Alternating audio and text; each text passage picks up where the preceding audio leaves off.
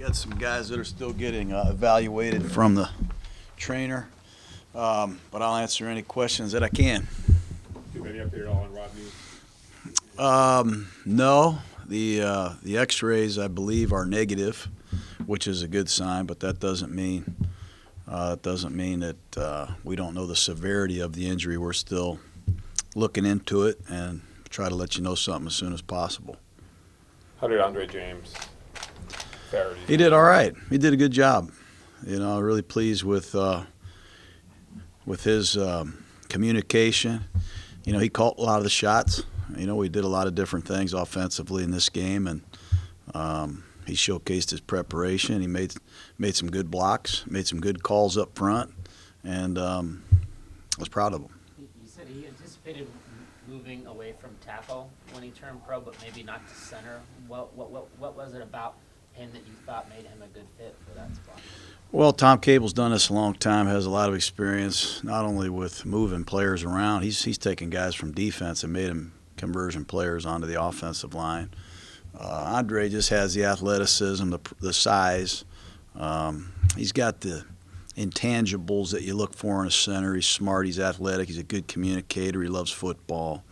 So that was an easy decision by us, I think, but it's a credit to him to go out there and play this well this fast. He had a great preseason. We didn't play our starters much. So if you look back on the value of preseason football, it's for guys like Andre James to get themselves acclimated to a new position, and it certainly paid off. It's the second time now in 2 weeks that you've done that. You've replaced a real key guy with someone that hadn't had a lot of experience or hadn't played in a while. It was Sharp last week and then James this week. Why is an environment in that room conducive to the guys plugging and playing? Well, I think you can say a lot about our team that way, not just the offensive line. You see Zay Jones come in, Trevor Davis come in, Andre James, David Sharp. I think it's a credit to the assistant coaches, number one, the way they prepare these players, the way we practice, and the veterans on this team. They push the right buttons. They challenge these young guys to know their stuff, and it's a combination of a lot of things. But we've had a lot of young players step up, and hopefully that's a good thing for us down the road here. Derek's been pushing the ball downfield more, especially the last couple of weeks, than maybe he has in the past. Is that a matter of just confidence in the system or the offensive line? What leads to the Well, we're seeing more man coverage. Green Bay played a lot of man-to-man coverage. So did Houston. And with that being said, you have some one-on-one matchups outside. You try to take advantage of some of those.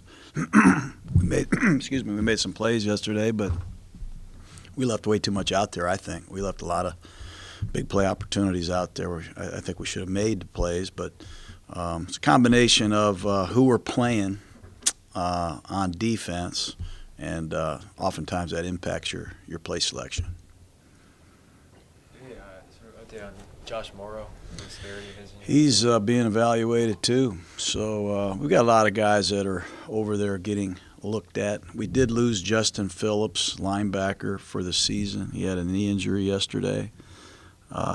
So we're struggling at linebacker right now, obviously, with Markel Lee and Vontez's suspension. So we're going to probably be looking to shore up the linebacking position here in the next 48 hours.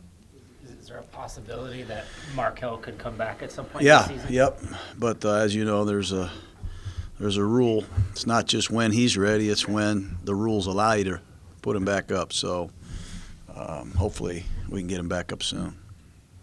It was a third down play, I think it was in the third quarter, where it looked like they might have been short of the first. It was real close whether they got the first down or not. You looked like you maybe were going to challenge it. Did you get a good look at that? Was the Duke Johnson catch and a matter of not wanting to use your last challenge? I'm not very good at challenges. I threw the flag very well, though, yesterday. I launched it. It's I have people up in the press box that are helping me, and at that point in time, I didn't feel it was a challenge. We had a chance to win based on the information that I had. Phillips has been really the only middle linebacker you guys have played the last couple of weeks. Are you going to be able to plug somebody in there, or is that going to be a case Phillips? Or is that going to be a case of just using more Whitehead, Morrow, nickel a lot? Well, like I said, we're going to try to bring in another linebacker and train him. We have Dakota Allen, who didn't play yesterday, also on the team. We're thin. We've got to add another linebacker certainly, and hopefully Whitehead is ready to go. He came out of the game nicked up a little bit too.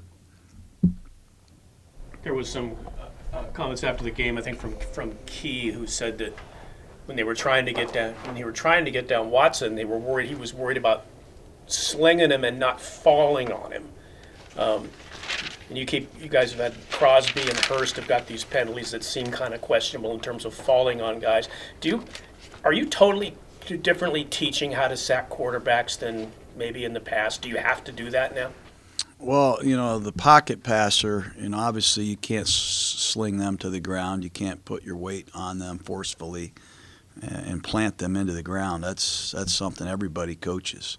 But when you play a guy like Watson or Mahomes, a guy that's all over the place, you just have to do everything you can to possibly get him down, period.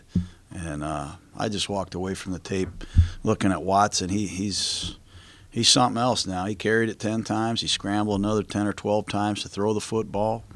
To answer your question, we do try to enforce as much etiquette as we can, within the rules. But you also got to be relentless in your pursuit of the quarterbacks, especially when they're able to extend plays like Watson is.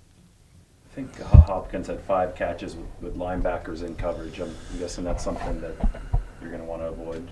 Well, he plays zone coverage. That's what happens. We don't ever play man-to-man coverage with a linebacker covering Hopkins, but we do play zone coverage like everybody else. And when that happens, sometimes these slot receivers, they catch passes. That's how these slot receivers make a living, really, working inside against linebackers and safeties underneath coverage. What did you think of Trayvon Mullen's tape? Pretty good. I thought he played pretty good. He played 58 plays. He had a couple really good breaks on the ball. He just got to stay low. He's got to stay true to his fundamentals. I thought he did a good job. He got an IV. I don't think he was used to playing that much. But his debut went a lot better than mine, I'll say that. Any differences this week with not having a flight to plan for and getting to play at I'm home? going to actually have dinner with my wife Friday night. I kind of miss her. It's been tough. I've sarcastically had fun with it. I've never seen a team go 6 weeks without a home game. But we were able to withstand it. We won 2 out of 5. We would have liked to win 3 out of 5, but our guys are playing hard. And I think all the travel helped our team bond a little bit. It'd be pretty neat to play in our home stadium. We've got 8 or 9 players that have never played there.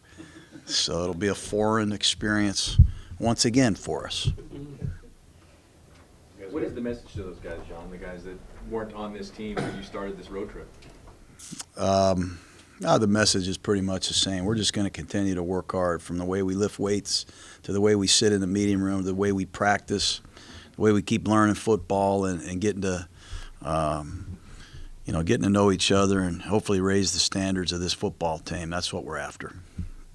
The offensive line, in general, has been good, but the pass protection, you guys haven't allowed a sack in 4 games. I think there was 3 total pressures yesterday. What is it about this unit that, despite the fact you have guys coming in and out, you guys have been able to be pretty tough up front? We've been playing pretty good.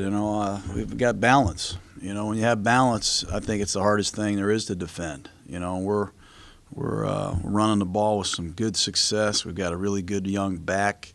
Our tight ends can all block. They're not one-dimensional players. We're staying out of third and ridiculously long situations. We've been in tight football games. And Derek's playing good, too. Don't underestimate how good Derek is playing. But Colton Miller has had a heck of a year. The right tackle is everything we thought he was. And our 2 guards, those 2 guards are players. And hopefully Rodney's back with us this week because he's the catalyst for everything. But we're balanced. We have good players. Guys prepare hard. They have a lot of pride. And Derek's playing good.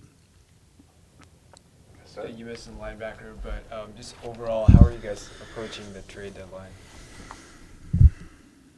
How are we approaching it? Realistically, this is not, you don't just turn on the NFL Network and listen to all the rumors and believe they're all possibly achievable. We're listening to the phone and we're making calls and we're seeing who's really available and what the price tag is. When you do make a trade, you also have to inherit the contract and the ramifications of that. Some of these guys are going in on the last year of their contract. That's why they're being shopped. And when you make a trade, you have to inherit the responsibility of paying the players. And sometimes that's a decision that's tough to weigh. And then you got to decide how much you want to give up. Do you really want to give up your draft picks? So there's a lot of stuff going on here in the next 5 or 6 days. But we've made 3 trades. We got Trevor in here, we got Zay Jones in here, and we traded Gary on to get a 3rd-round pick. So we have been pretty active compared to other teams.